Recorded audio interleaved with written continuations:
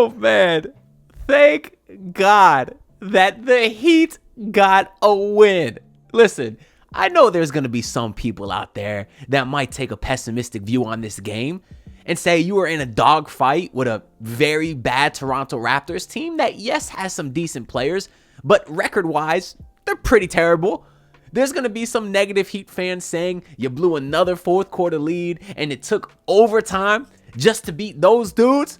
But I'm not going to take that approach because it's been 3 weeks since I've been able to say the words Heat win.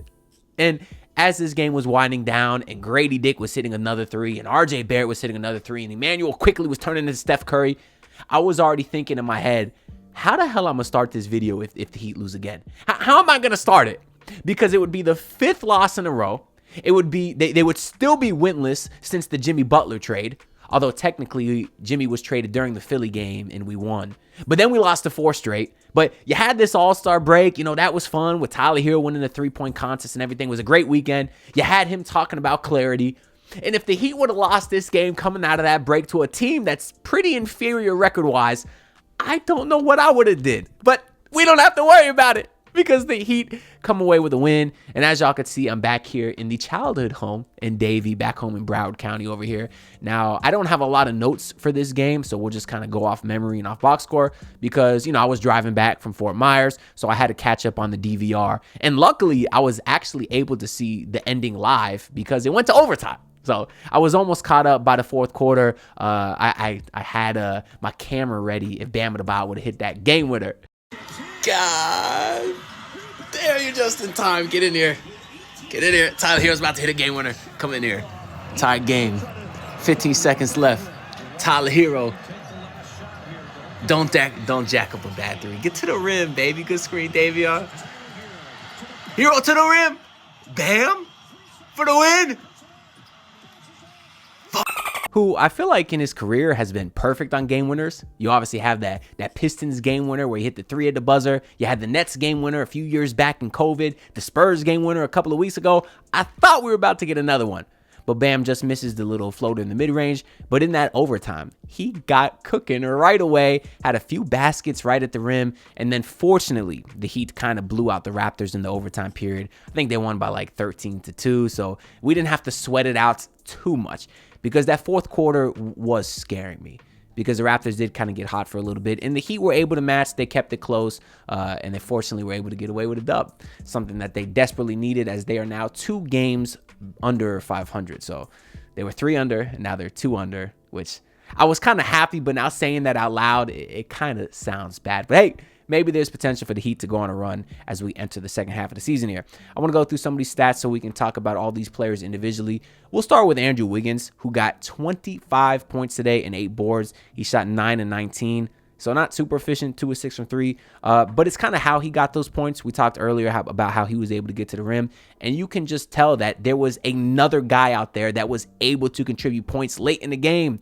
The defense was keen in on Tyler Herro. They were really keen on Tyler Herro all night. You had Jamal Sheed locking him up. It didn't matter. Tyler Herro still hit some tough ones on him, but you just had another offensive threat that could really help the rest of the guys, and that was so refreshing to see as a Heat fan. I'm not saying I expect Andrew Wiggins to score 25 points a night going forward. I'm not. But just the fact that you have an option of a guy that you can go to is very, very important. Even a couple of times late, Wiggins hit some mid-ranges. He had a mismatch with like Orlando Robinson. Shout out to our guy Orlando, by the way, who got a start for Toronto. I really am happy for Orlando. Quick little tangent, because I thought he was fine here. People kind of hated on him, but as a minimum undrafted backup center, he was fine. He played with heart. He played with hustle. He was a true 7-footer, had a little bit of a jump shot on him, a little bit. Couldn't defend to save his ass or block shots, but he could rebound. So it is nice to see him still kind of getting a chance to succeed in this league with the Toronto Raptors. But when he was guarding Wiggins, that was barbecue chicken. And yeah, because the Raptors had some guys missing. I guess Jakob Poeltl was out. And Scotty Barnes got hurt early on, too. I think his ankle or something, but he ended up coming back in the game. But yeah, Andrew Wiggins tonight, 25 points. Even got to the free throw line some, too. He was 5 of 6 from the line. So that's something I wanted to note as well, even though I guess 3 of those was that 3 he hit to tie the game. But yeah, he was good. And obviously defensively, as we expect, he was very good as well.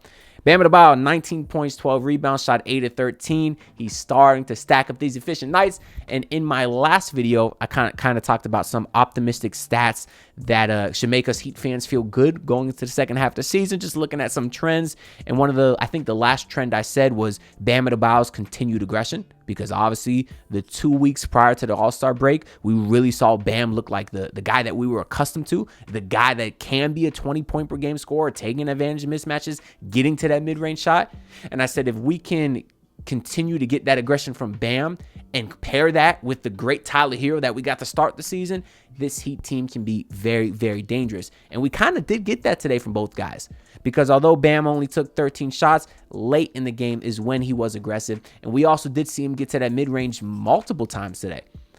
And I think to start the season, Bam was hesitant to do so because Spo wanted to eliminate the mid-range. But from watching these games recently, I think Spo just kind of got rid of that. And he said, hey, we can't score. If you guys are comfortable in the mid-range, go back to shooting your mid-range shots. Because today, even Tyler Herro took like 3 or 4 mid-range shots throughout the game. And usually he saves those for like the last couple of minutes of the game. So it is nice to see these guys get back to their zones where they're comfortable with. And Bam was good today. Bam was really good today, man. Khalil Ware only played 20 minutes. He was 4 of 6, 2 of 7. Also in my last video, I talked about wanting to get Ware's efficiency back up, because I think in like the second half or the second half of the season, so basically like from January 2025 to now, he's only shooting like 46%. And for a 7-foot big man, that's not good enough. I mean, he's missing a lot of bunnies at the rim. Some are his fault, some aren't, because some of the lob passes he's getting isn't great. But there was a lot of times today where he wasn't able to convert at the rim. But they need to work on that a little bit more. But it's clear that his role in this offense is kind of diminished a little bit from when he first started here. Some of that is defenses figuring him out and keying in on him more, but also some of that is just a difference in game plan. And I still think the Heat need to find a better balance between getting their star shots, Bam and Tyler and Wiggins to a certain extent, but also getting Khalil Ware involved, because I would like to see him maybe take 7 to 10 shots a game, because on most nights he will be the tallest guy out there. And I think they can utilize the pick and roll more and even give Ware a couple of post touches a game, because he does have nice touch in the paint, off of that little jump hook. And he really doesn't get too many touches from that area. So I'd like to see him get a little bit more personally, but they'll find that balance as the season goes on. And Tyler Herro today, he followed up his previous game with 40 points with another great game today. So hopefully this is a sign of him kind of breaking out of that slump that he was in a couple weeks prior to his 40-point explosion before the All-Star break. Because Tyler Herro today had 28 points, 7 assists, 10 to 18. So that's what I'm talking about. Him and Bam, both of those guys, well over 50% today, extremely efficient. It seemed like Tyler had quite a bit of turnovers. It shows him with 3 today. So you still want to see him clean that up a bit. But as the primary ball handler, 3 is not that bad, actually, at all. But some of them just seemed like they could have been avoided, whether it was him throwing passes that got picked off because they were a little bit sloppy or he wasn't reading the defense properly. But he's not a primary point guard. I mean, the Heat literally started the game today, first possession with a turnover. And then their third possession was a turnover. And I'm thinking, oh my God, we come out of the All-Star break and you guys already turned the ball over? Like nothing changed? Which, why would things change? The team still doesn't have a point guard. They're going to turn the ball over. Although they did clean it up a little bit later in the game because they only finished with 12. And forced the Raptors into 13. I feel like the Heat were playing the passing lanes pretty well also. But yeah, Tyler Herro was great. So if you can get him and Bam playing at this level, this Heat team, I'm very confident that they can go on a run. Also, if you get Davion Mitchell, how the hell this guy, I was told, was a defensive specialist with a bad offensive game? My boy is a sniper. My guy today had 16 points in his return to Toronto, 6 of 9 shooting, 3 of 5 from 3. His form is gorgeous. He jumps forward, so he gets a good strength from his legs, so he has good base on his shot. The follow through is beautiful, all one motion. I love him, man. And obviously defensively, he's incredible to do. Only had incredible also. He only had 1 steal tonight, but he was also drawing offensive fouls because he fights so hard over screens that the guy setting the screen kind of has to throw his shoulder out to kind of stop him. And obviously that leads to a lot of offensive fouls, moving screens. So to me, that stuff should count as a steal too, in my book, as far as Davion Mitchell. He's so excellent at that and really looks like a guy that the Heat hit a home run with. He's only getting paid $6 million. I'm very curious to see what a team would be willing to pay him if he continues this level of play with this offensive progression that he's shown, because he is a restricted free agent.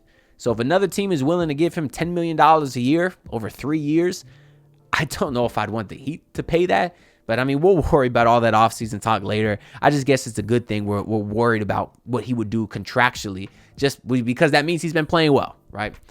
So moving on to the bench here. Well, let's start with Duncan Robinson today. 14 points, 2 of 6 from 3, but he's 5 of 9 overall. He had such a great connection with Kyle Anderson late in the game. And Kyle Anderson really didn't even play, I think, until the third quarter. Anderson today only played 10 minutes, had 2 points, 2 rebounds, 3 assists. So he did stuff the stat sheet a little bit in his short stint today. But I think of those 3 assists that Kyle Anderson had, I think they were all to Duncan Robinson, actually. And it shouldn't be surprising. I guess it sounds weird, just those 2 random players, but it shouldn't be surprising because Duncan Robinson moves so well without the ball, and Kyle Anderson is such a smart player and finding guys off of cuts, and it's almost like he plays slow, but he's able to, that helps him read the defense almost. It's almost like Kyle Anderson sees the whole defense in slow motion too. So having a guy like Duncan Robinson to pair him with, who moves so well without the ball, it was a great match. It was a great pairing. And in that third quarter where the Raptors kind of got hot from 3, the Heat were able to keep things close because you got multiple easy baskets from Duncan Robinson, courtesy of Kyle Anderson. So that was a bit of a fun thing to see today. I wonder if we see more of that matchup going forward because outside of Nikola Jovic, who played 34 minutes off the bench, and Duncan Robinson, who played 23, Jovic today had 7 points, 5 rebounds, 5 assists. So he did his Jovic-esque things. He got in the break a little bit, took advantage of some mismatches. Jovic was fine today, although the point total doesn't jump out at you. But outside of Jovic and Duncan, the other 3 guys off the bench didn't play too much. I mean, Terry Rozier today, only 16 minutes. He shot 2 of 4. He was fine. He didn't mess too much up. Alec Burks today, only 6 minutes. And then Kyle Anderson, only 10. So I was very curious to see what the rotation would be going forward, because obviously I think the 5 guys that start are locks to play. I think Duncan and Jovic are also locks to play. And outside of that, Spo's got to find some combination to play 1 to 2 more of Rozier, Burks, Anderson, Highsmith, and Jaquez and Larson, And Jaquez didn't play today. Obviously, Larson didn't play. Hayward Highsmith, who started half the season, now he's getting DNPs. And then Spo basically kind of took that last 30-minute slot of like the hypothetical 8th man and split it amongst Terry, Burks, and Anderson. So I don't think that'll necessarily be the consistent thing we see going forward. I think it's going to be very matchup based. I think it's going to be whether a certain guy gets hot or not. But I'm not sure that's great though either. Because 2 videos ago, I dropped the Eric Spoelstra video, and I didn't really mention his inconsistencies in rotations as one of the problems for this team, because a lot of that is out of his control with the whole Jimmy Butler thing. But going forward, I don't necessarily think it's healthy to have Hayward start some nights and then not play, and then Jovic play 30 minutes and then play 15. And same with Khalil Ware, and then same with Alec Burks. Alec Burks was getting 30 minutes, and now he's getting 6. I don't necessarily think that inconsistency is good going forward. I think these guys, he just needs to pick a lineup and stick with it, especially Jaime Jaquez. We know when his role gets inconsistent, that's when he tends to start to fade out a little bit. So I just say pick a lineup, stick with it for a month, and see how it goes. Obviously, if things are drastically bad from the start, you can make some minor tweaks, but the playoffs are approaching before you know it, if this team makes the playoffs. But they're going to be here in the blink of an eye. And you want to have your rotation set so you have a plan going forward. But other than that, that's really all I got to say as far as the Heat side of things. RJ Barrett consistently kills the Heat. He had 29 today, 64% shooting. Quickly was also pretty good with 23 points. But the Heat held Scotty Barnes relatively in check. Only 13 points for him. But yeah, that's really all I got to say for this video. Going forward, the Heat are going to start to pick things up a little bit so they can catch up to the rest of the teams in the East as far as games played. Let me pull up the schedule right here, where their next game is Sunday versus Milwaukee. That's a tough one. And then Monday at Atlanta. That has the potential to be tough, even though Atlanta sold off a lot of guys. They are playing well. And then they finally return home Wednesday the 26th versus Atlanta, which I'll actually be at. I actually just won tickets to that game, so I'll be there at the Atlanta home game. But yeah, it's not a super easy stretch coming up. They got Indiana after that, and I don't want to look too far ahead. One game at a time, right? Besides, the Heat could beat anyone, and they can lose to anyone. Point is, take care of business, try to go on a run here, And maybe we can get into that 6th seed going into the playoffs, because as of right now, the Heat have a real shot. But that's all I'm going to say for this video. Make sure y'all like, comment, and subscribe. All the support is greatly appreciated. I'm excited. Basketball is back. The All-Star break was fun. It was nice to rest and relax. But we're coming back at you for the rest of the season here with hopefully damn near daily content. Tomorrow I'll be busy, so no video on Saturday. But after that, we'll try to get videos out as much as possible, as long as the quality allows for it and my time allows for it. But I'll see y'all on the next one. Peace out, everyone. Look, pull up in your city, tryna get that dead face. Do it on my own, I don't need no dead weight. Had to kill him off, yeah, I need a head space. You know this homegrown bitch don't offend me.